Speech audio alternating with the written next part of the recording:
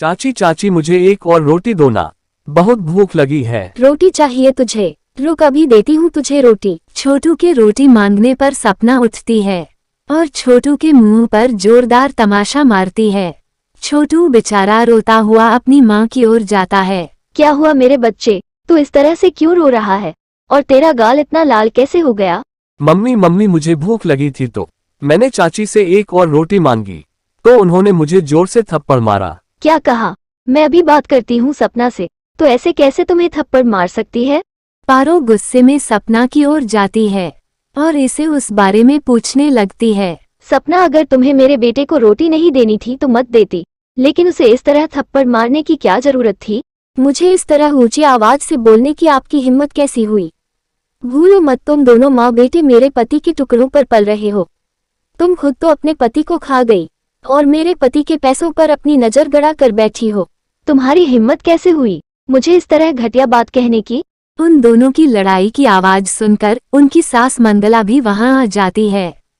तभी सपना के बदतमीजी की वजह से पारो को उस पर बहुत गुस्सा आ जाता है और वो उसे एक जोरदार तमाशा मार देती है। अरे बहू, ये सब क्या हो रहा है? तुम दोनों क्यों लड़ रही हो? तूने मुझे थप्पड़ कैसे मारा? अभी बताती हूँ तुझे। बस बहुत हो गया, ये सब क्या चल रहा है? पूछिए इससे माँ जी। मेरे छोटू ने इसे रोटी मांगी तो उसने इसे थप्पड़ मार कर भगा दिया। यह मेरा घर और मेरे पति का घर है। मैं जो मर्जी चाहूंगी वह मैं करूंगी। तुझे इस घर में रहना है तो रहे, वरना अपने बेटे को लेकर निकल जा यहाँ से।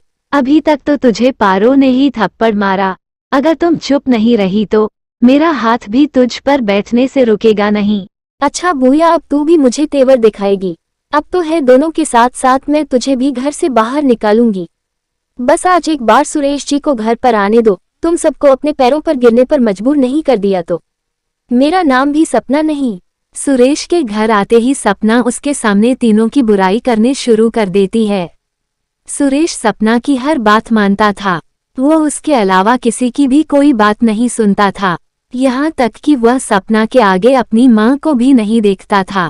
अगर तुम चाहते हो कि मैं इस घर में रहूं तो इन तीनों को अभी के अभी इस घर से बाहर निकाल दो, वरना मैं है घर छोड़कर चली जाऊंगी और कभी भी मैं यहाँ पर लौट के नहीं आऊंगी। नहीं नहीं, तुम ऐसा मत करना, मैं तुम्हारे बिना नहीं जी पाऊंगा।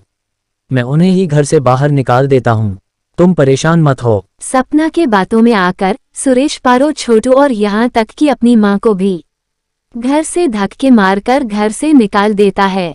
याद रखना आप दोनों, आज आप हमारे साथ कर रहे हो, एक न एक दिन आपको उसका फल भोगना ही होगा। ऊपर वाला आपके बुरे कर्म का फल एक दिन जरूर देगा। बंद कर अपनी बकवास। मैं तुझे और तेरे मनुष्य बेटे को तो वापस अपने घर वापस नहीं आने दूंगी। हाँ, लेकिन माँ जी चाहे तो इस घर में रह सकती है, लेकिन उसके लिए उन्हें मेरे पैरों पर गिरकर माफी मांगनी पड़ेगी। थोड़ी शर्म कर बेटा, कल तो तुम भी माँ बनेगी, तेरे घर में भी बहू आएगी। बस दुआ करो तेरी होने वाली बहू तेरे जैसी ना हो। अब मुझे कभी दोबारा इस घर में नहीं आना। चल पारो बहू, यहाँ से चलते हैं। वो तीनों वहां से चले जाते हैं, लेकिन उनके पास रहने का कोई ठिकाना नहीं होता तो वो लोग दूसरे जंगल में जाकर घासपूस से झोपड़ी बनाकर रहने लगते हैं। माँ जी, घर में खाने को कुछ भी नहीं है, अगर आपके पास कुछ पैसे हैं तो मुझे दे दीजिए, मैं थोड़ा सा राशन ले आऊंगी। बाकी मैं एक जगह काम करने की बात की है, कल से मैं काम करना शुरू कर दूंगी। मंगला सास पारो को कुछ बचे हुए पैसे दे देती है। पारो उन पैसों से कुछ दिनों का राशन ले आती है। घर का खर्च चलाने के लिए अब तो वो लोगों के घर में काम करती है। उन्हें पैसों में अब अपनी सास और बेटे का ध्यान रखती है। तभी एक दिन, इस बार मालकिन ने पगार देने में बहुत वक्त लगा दिया। घर में बस है थोड़े से ही चावल रखे हैं, इनको बनाकर ही आज का काम जैसे तैसे चलना पड़ेगा। पारो चावल बनाकर अपने सास और बेटे को परोस देती है। तब उसे सास कहती है, पारो बहू, तू आज हमारे साथ खाना क्यों नहीं खा रही? तेरी तबीयत ठीक नहीं है क्या? नहीं माँ जी, अभी मुझे ज्यादा भूख नहीं है, आप खा लीजिए, मैं बाद में खा लूंगी। थोड़ी देर बाद उसकी सास और बेटा खाना खा लेते हैं। तभी वह देखती है पतीले में भी अभी भी थोड़े से चावल बाकी है। वो चावल को अपने लिए थाटी में परोस लेती है। सुबह से कुछ खाया नहीं, बहुत भूख लगी है, जल्दी से खाना खा लेती हूँ।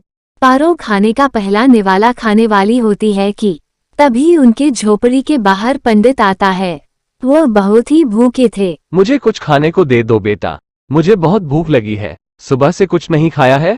अरे ये तो पंडित जी, मुझे तो बहुत ही भूखे लग रहे हैं।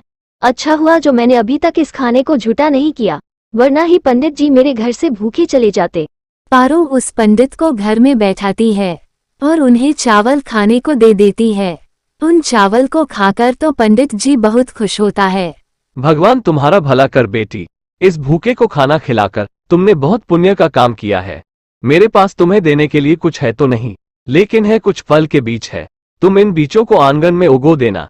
इस बीज से उगने वाला फल तुम्हारे जीवन के सभी कष्टों को दूर कर देगा। तो पंडित उन फलों के बीजों को पारो को देकर वहां से चला जाता है।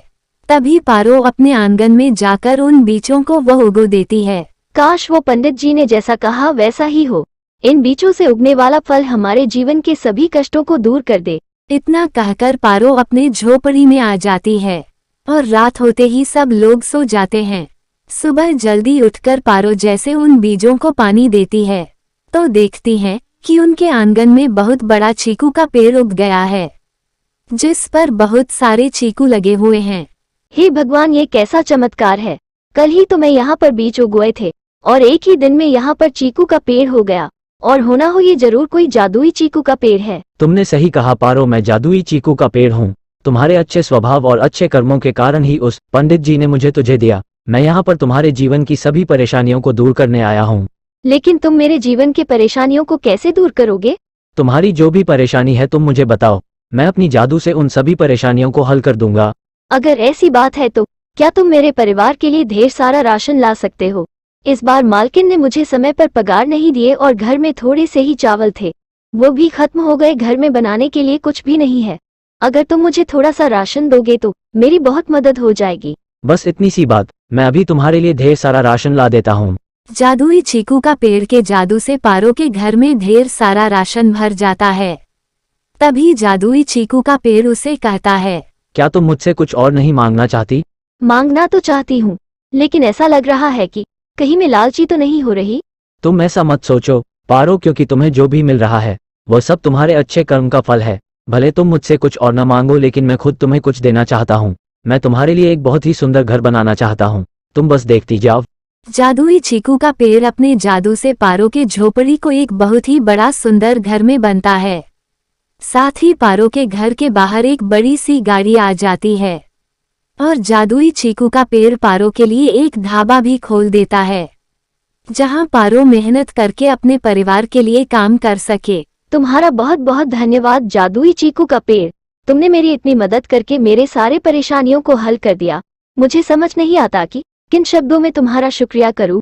अगर तुम्हें मेरा शुक्रिया करना चाहती हो तो कभी भी जरूरतमंद को मदद के लिए मना मत करना। तुम्हारे पास जो भी गरीब और जरूरतमंद मदद के लिए आए तो हमेशा उसकी मदद करना। जब तक तुम अपनी नेक दिली पर रहोगी तब तक मैं तुम्हारे साथ रहूंगा और मेरा जादू भी तब तक ही तुम्हारे लिए काम करेगा। जिस दिन तुमने अपनी नेक दिली छोड़ दी, जब मैं और मेरा जादू हमेशा के लिए गायब हो जाएंगे।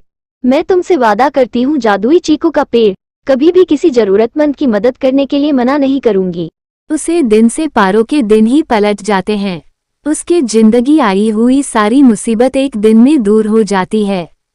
उस दिन से वो अपने ढाबे में काम करके अपने घर का खर्च चलाती है। उसके पास जो भी मदद मांगने आता है वह सबकी मदद करती है। साथ ही वह जादुई चीकू का पेड़ का भी पूरा ध्यान रखती है। जहां पारो के अच्छे कर्म के कारण उसके दिन सुधर गए थे, वही उसके देवर और देवरानी के बुरे कर्म की वजह से उन्हें उनका फल भोगना पड़ा। एक फ्रॉड प्रॉपर्टी के चक्कर में आकर उन्होंने अच्छा घर गंवा दिया। उनके पास रहने का कोई ठिकाना नहीं था। वो अंत में उन्हें घास फूस के झोपड़ी में बनाकर वहां रहना पड़ा और घर का खर्च चलाने के लिए सुरेश के साथ सपना को भी एक बड़ी सी हवेली में नौकरानी का काम करना पड़ा।